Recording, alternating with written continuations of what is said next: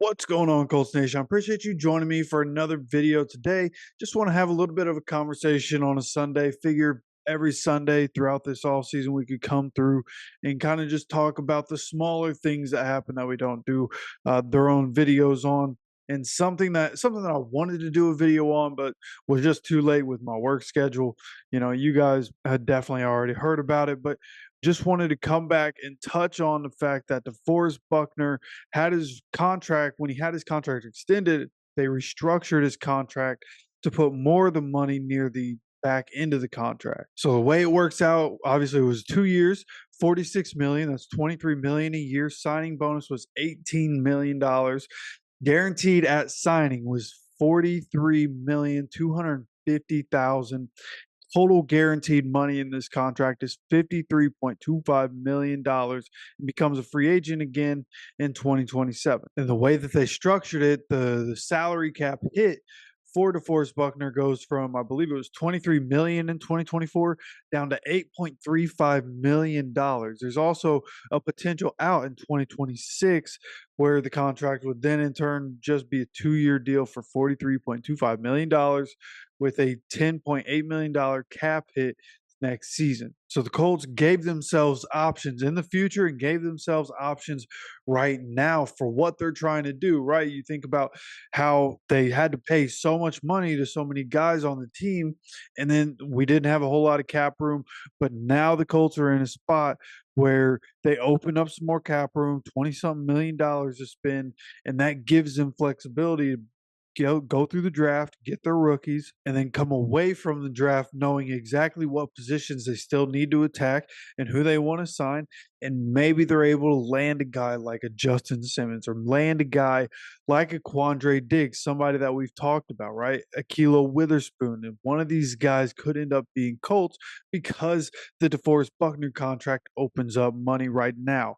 Now, in the future, 2025 and 2026, it'll be $26 million against the cap for DeForest Buckner. And the way that the Colts did this, they put 2 voided years on the back end.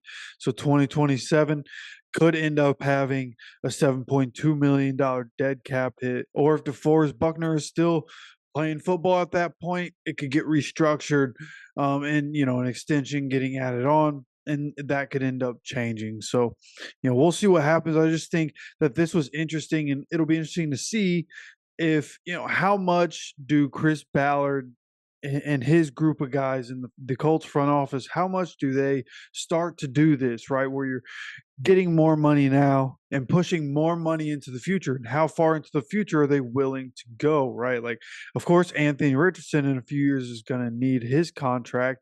So you think about it, I feel like, next offseason, maybe Quentin Nelson's the guy who gets an extension, and it has a way of opening up cap space in next offseason as well. So it'll be interesting to see how they continue to play this. It's exciting to see that the Colts are, kind of getting in on that. They don't traditionally do this. This is a way of getting players more guaranteed money.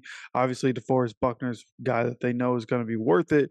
So that's definitely part of it. But going forward, how much of this are they going to do? Hopefully, we see more of this. This is a good way to be able to attack, free agency in different ways. And maybe this is them knowing they can give a bunch of guaranteed money to somebody and it'll be worth it. And they can just see how it works, right? So that they can have their hands on a situation like this and have, could be able to every step of the way know exactly how this structure is going to affect them, in the immediate and in the future and as we go on. So I like that this is happening. I like that this is something that's going on with the Colts, and hopefully we continue to see them make moves. I'm excited about the draft. Draft is only a couple days away, and then hopefully we get Quandre Diggs.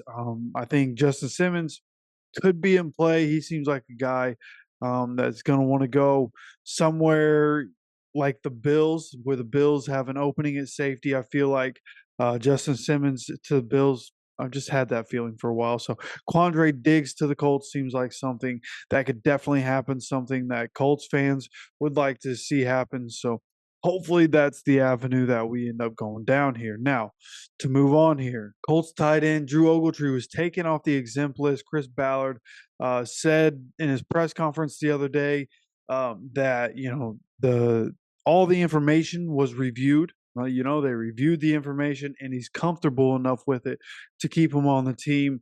So Drew Ogletree gonna be back with the team. He's working out in the facilities. I saw a picture and video of him working out in the facilities. So Drew Ogletree gonna be back with the team. That gives us, obviously Drew Ogletree, Jelani Woods, Kylan Granson, those three going into the year. You assume Mo Ali Cox still going to be on the team. Nothing's happened with him. Will Mallory's there. So still a loaded tight end room. So Brock Bowers more than likely gonna not be a Colt. Looks like he's probably gonna be a Jet. That's pretty much the way it's all going. Brock Bowers is gonna be a New York Jet. Okay, but to finish up here, just want to mention that former Indianapolis Colts general manager Bill Tobin died at the age of 83 this past week.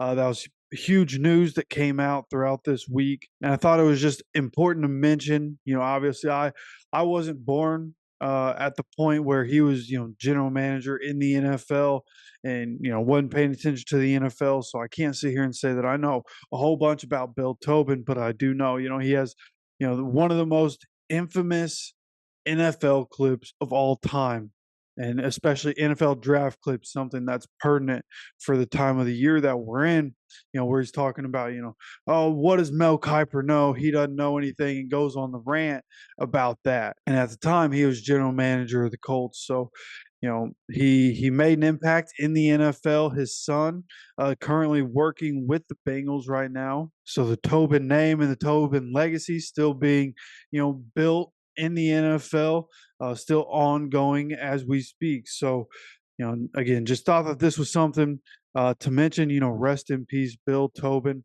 somebody that is an NFL legend. A lot of the things that I saw said about Bill Tobin, like somebody that is a legend in the NFL. So, rest in peace to him. Hope you all have a beautiful Sunday.